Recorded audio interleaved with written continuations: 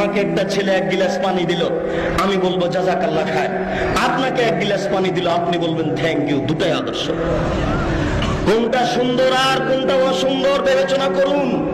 শুনুন, আপনার মেয়ে জাঙ্ঘিয়ে পড়ে আছে, আমার মেয়ে পায়জামা পরে আছে, দুটাই আদর্শ।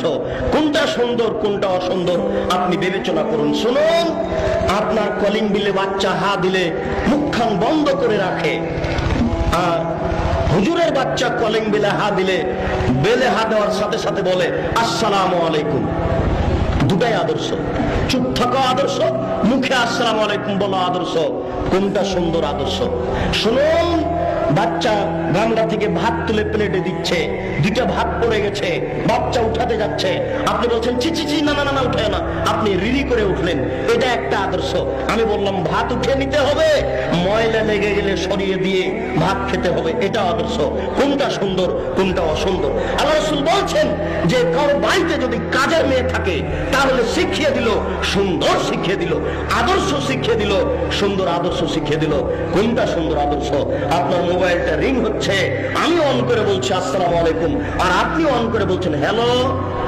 ভালো ইংরেজি জানে যারা, তাদেরকে জিজ্ঞাসা করে দেখুন হ্যালো বলে কুকুরকে ডাক।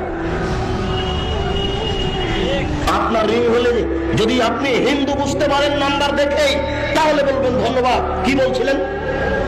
আর যদি নাম্বার দেখে বুঝতে না পারেন, হিন্দু হোক আর মুসলমান হোক, আপনি বলবেন আসসালামু আলাইকুম। কে ভাই কি বলছিলেন? রাসূল সাল্লাল্লাহু আলাইহি সাল্লাম বললেন তুমি সালাম দাও, যাকে চিনো তাকেও দাও, যাকে চিনো না তাকেও দাও। এ তো রাসূলের পদ্ধতি পড়ে আছে। সম্মানিত উপস্থিতি, আদর্শ দুইটা সমান নয়। আপনি বিদায় নিলে আপনার বড় ভাই টাটা বাই বাই বলে, আর আমি বিদায় নিলে আমার বড় ভাই আমার ছোট ভাই কথা বলে না, বলে আস্তাগফিরুল্লাহ দীনাকা ওয়া আমানাতাকা ওয়া আখিরা আমালিক ওয়া যাওয়াদাকাল্লাহু তাকা ওয়া গাফারা যামবাক ওয়া ইয়াসসাল্লাকাল খায়রা হাইসুমা কুনতা।